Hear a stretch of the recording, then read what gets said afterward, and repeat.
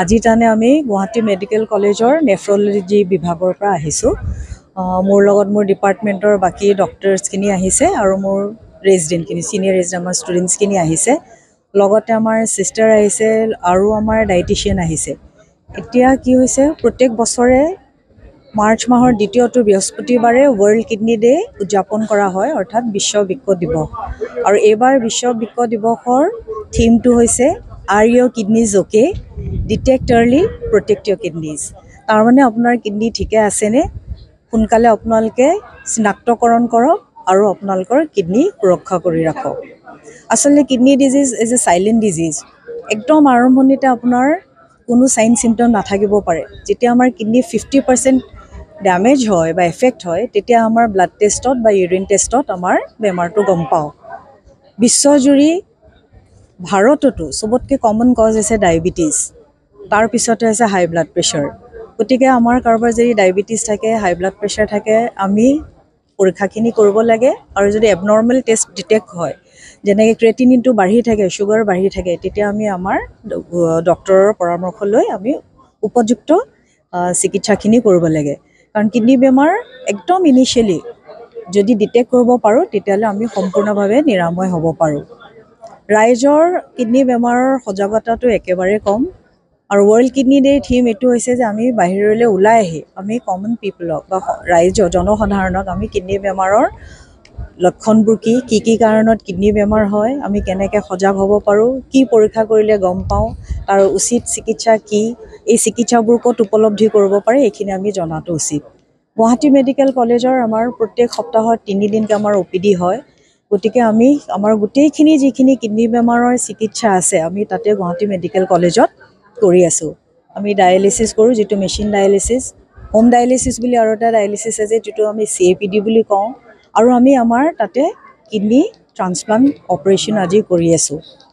লগতে আৰু এটা খুব ভাল খবৰ, আমি ৰিচেণ্টলি প্ৰথম আমি কেডাভাৰ ডোনাৰ কিডনী ট্ৰান্সপ্লাণ্ট, যিটো ব্ৰেইন ডেড কিডনী ট্ৰান্সপ্লাণ্ট বুলি কওঁ, তাৰমানে কোনোবা ধৰক একদম ব্ৰেইন ডেড হৈছে, ICUত আছে, তেওঁলোকৰ বাচাৰ আৰু কোনো ধৰক বা ঘূৰি অহাৰ কোনো হেৰি নাই, আশা নাই, তেতিয়া তেওঁলোকৰ পৰিয়ালবৰ্গই যদি অংগখিনি দান কৰিম বুলি কয়, তেতিয়াহ'লে সেই অংগ আমি আনি পেলাই আমাৰ বেমাৰীসকলক আমি ট্ৰান্সপ্লাণ্ট কৰি দিব পাৰোঁ।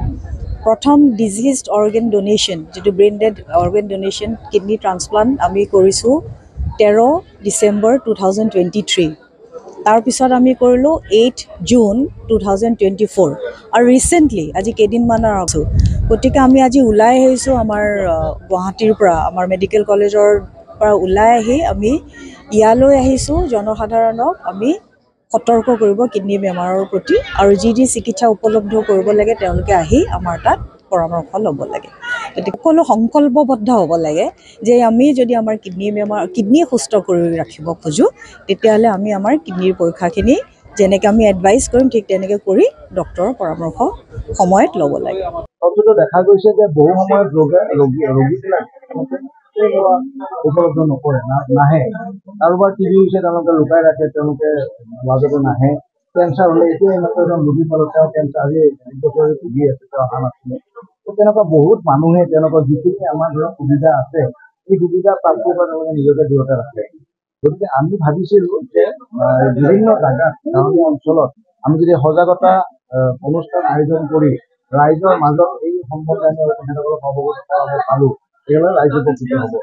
আজি বিটিআৰ চৰকাৰৰ দ্বাৰা এখন আয়োজন কৰাত আমাৰ ACCFৰ CEO তেখেতো আছে, আমাৰ কোকৰাঝাৰ মেডিকেল কলেজৰ চিকিৎসকো আহিছে, আমাৰ ACCFৰ টিম আহিছে, আমাৰ নেফ্ৰলজি বিভাগ গুৱাহাটী চিকিৎসা মহাবিদ্যালয়ৰ তেখেতসকলো আহিছে।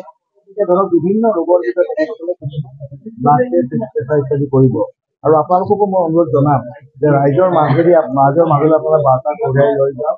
তেখেতসকলে যে নিজৰ ব্লাড প্ৰেছাৰটো, নিজৰ চুগাৰৰ লেভেলটো মানুহে গম পায়। বহু সময়ত মানুহে চুগাৰত ভোগাৰ পিছত তেওঁলোকে খাদ্য কণ্ট্ৰল নকৰে, যিবোৰ খাদ্য খায়। বহু সময়ত মানুহে মদ্যপান কৰে, প্ৰেছাৰ হৈ থাকে। গতিকে তেনেকুৱা ধৰণৰ কথাবিলাক আপোনাৰ ৰাইজৰ মাজত কৰক।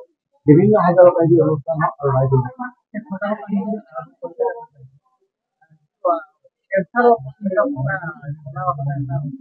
কেঞ্চাৰৰ আপুনি প্ৰথম কথা হৈছে কেঞ্চাৰৰ আৰ্লি ডায়েগনচিছ, যিকোনো বেমাৰৰ আমাৰ কিডনী বিভাগত আমাৰ চিকিৎসাৰ প্ৰয়োজন নহ'ব। কেঞ্চাৰ আপোনাৰ বেছি নহয়, আমি যদি আগতে ধৰক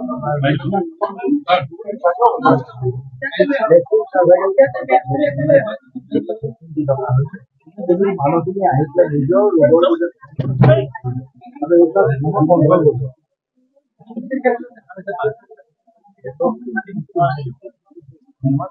কাৰণ মানুহখিনিয়ে তেনেদৰে নিজৰ মানে আছে তেওঁলোকে টেষ্ট কৰা নাই। বহুতে পানী কমকে খাইছে, বহুতে কিডনী বেমাৰ হৈ আছে, তেওঁলোকে চিকিৎসা কৰা নাই বা চিকিৎসকৰ কাষ চাপা নাই। আজিলৈকে কি হ'ব, এই ৰোগটো বাঢ়ি গৈ আৰু এটা সময় এনেকুৱা ষ্টেজ হ'ব যে তেওঁলোকক মানে কিডনী ট্ৰান্সফাৰ কৰিবলগীয়া হয় আৰু বহুতে কিডনী ট্ৰান্সফাৰ নকৰে। প্ৰত্যেকটো সুবিধা আছে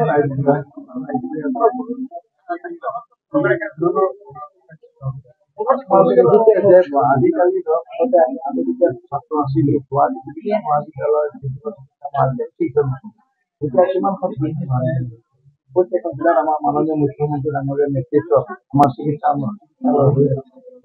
চিকিৎসা অনুষ্ঠান বহু বেছি। প্ৰত্যেকখন ধৰক আপোনাৰ এফআইআৰ বা বহুত উন্নত মানদণ্ডৰ পৰা গৈছে। তাৰ বাহিৰেও আমাৰ কেঞ্চাৰৰ কাৰণে যিবিলাক হস্পিটেল কৰা গৈছে, বহুখিনি ধৰক বহুখিনি ট্ৰেইনিঙৰ ব্যৱস্থা কৰা হৈছে। গতিকে ৰাইজে খালি ইয়াত সুবিধা গ্ৰহণ কৰিব। আয়ুষ্মান ভাৰতৰ ব্যৱস্থা কৰা হৈছে, বিনামূলীয়া চিকিৎসা পাব পাৰে। কোনোবা যদি এক্সিডেণ্ট হৈছে 1.5 লাখ টকালৈকে তেওঁলোকে হাত বিনামূলীয়া 70 বছৰৰ ঊৰ্ধ্ব যদি কোনোবা থাকে তেখেতসকলে যদি পেঞ্চন ভোগী হয় তেওঁলোকে আয়ুষ্মান ভাৰত কাৰ্ড ল'ব পাৰে। ইমানখিনি সুবিধা গ্ৰহণ কৰাৰ পিছত ৰাজ্যপালে সুবিধা গ্ৰহণ কৰিব।